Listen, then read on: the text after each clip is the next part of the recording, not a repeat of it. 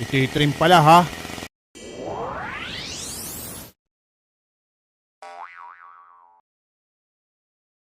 Manong, baka makakahingi ng tinapay. Kahit yung may konting amag dyan. Nakaw, wala pang ang benta. Doon ko ang konti. Napapagkamal ang kapang crinkles dyan sa harapan. Asaan kaya si Bogart, Kulot, Abudo? Oo nga ano. Baka nagtotrolley na. Siya nga pala, nagpagupit ako kahapon kay Mang Manny. Hindi ko na pinatapos. Iba-iba pa kinukwento niya. Bakit naman? Ganito kasi. O Tutoy, anong gupit ba ang gusto mo? Yung mukhang fresh lagi tingnan, Mang Manny. Parang bagong ligo ho. Bagong ligo ba? Tingnan? Ay, madali lang yan. Sige, Mang Manny. Excited na ako. Basain muna natin.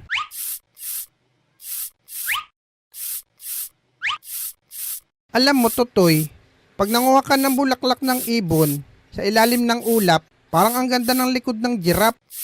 Ha? Maraming kalbo ang nagpapapanot dahil sa maling apelyido. Nakalagay sa plato, tapos magsasampay sa kumukulong tubig. Nakakatakot kumain ng tulog habang kaya ka pang susi ng PCX.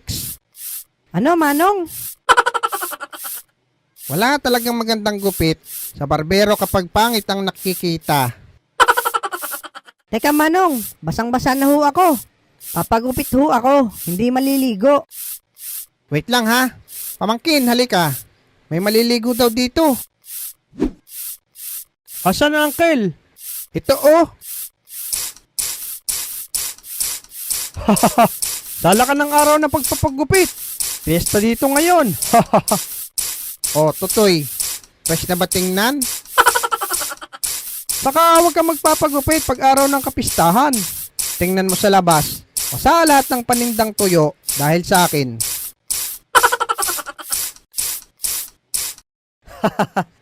Dapat nagdala ka na ng sabon dun eh. Tapos naligo ka na. Nagpagupit din ako doon. 2 buwan na. Sabi ko yung pang semifinals, nagupit. Parang hindi naman pang semifinals eh. O ikaw, anong trip ng gupit ang gusto mo? Mang Manny, yung pang semifinals po. Aba, pang semifinals? Parang mahirap yan ah. Nakapasok kasi ako sa semis. Ako mag-isa, laban sa lahat. Bakit? Anong laro ba? Paramihan ng kain. Ha? Baka ikaw pa mag-champion yan, Tutoy. Kaya pang semis ang pagugupit ko. Sige, Tutoy. Kayang-kaya yan. 1 minuto lang yan sa akin.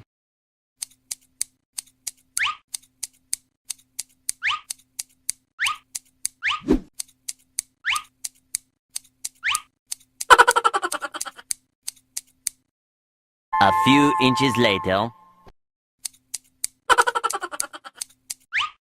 Oh, okay na, Tutoy. Pang semis na yan. Ano to, Manong? Gupit magbubuti to eh. Okay yan. Babaguhin na lang natin yan sa final, Tutoy. Ano ba yan? Matatalo ako nito eh, sa gupit na to. Hindi yan, Tutoy. Magtiwala ka lang sa kasibaan mo. Sablay ba manggupit si Mang Manny? May trangkaso ata yun nung ginugupitan ako eh. Buti hindi ako nakapagpagupit doon nung isang araw. Pero andun si Brendang Ulikba. Parang si Mang Boy ang magugupit sa kanya. Magsasara na sana ako. Buti nakaabot ka pa. Ano bang gupit sa inyo, bossing? Pababawasan ko sana to eh. Patingin nga.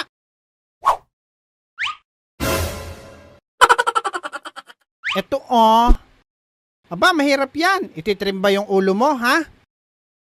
Teka, tawagin ko yung isang kasama ko saglit. Pare, ikaw nga dumali dito. Trim daw. Alin ba ititrim? Ito oh. Marunong ka ba ha, Manong? Nako, may customer pa pala. Balik na lang ako. Teka ha, kukunin ko lang yung pantrim ko. Antayin mo lang ha. Tagal ha. May racket pa ako mamaya. Ititrim pala ha. Alam mong kalbo ka, magpapagupit ka. Ito, pang trim ng ulo. Palalabasin ko ng konti ang bungo mo, kalbo ka. Nako, natakot na pare. Iba kasi ang paggupit mo.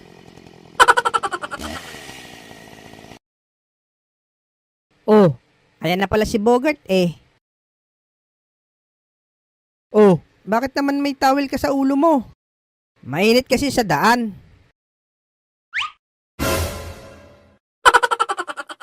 Oh, anong nangyari dyan sa tenga mo, Bogart? Eto, pinalitan ni Mang Manny ng tenga ng baboy. Yan pa ba yung dati, Bogart? Hindi mo pa pinaayos? anong gupit to, Toy? Teka, Manong, nadikit yung ano nyo. Ay, sorry, Totoy. Manong, trim lang po. Ah, okay. Madali lang pala. Manong, may kamukha kayo. Sino naman bata? Sabihin nyo, Happy New Year everyone! Happy New Year, everyone! O, di ba? Sige, Manong, tutulog muna ako. Medyo puyat kasi ako eh. Okay, sige. Ako na bahala. Singin na lang kita pagtapos na.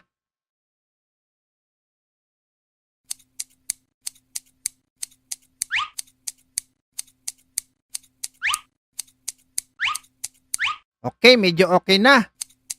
Kahit na lang.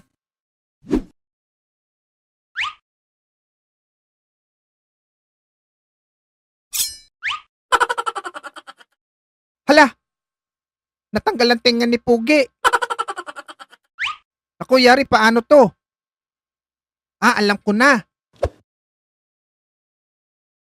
What? Yan, okay na siguro to.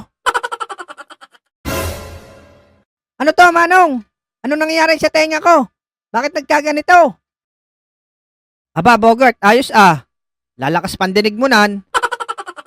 Loko ka, Manong. Anong ginawa mo sa tenga ko?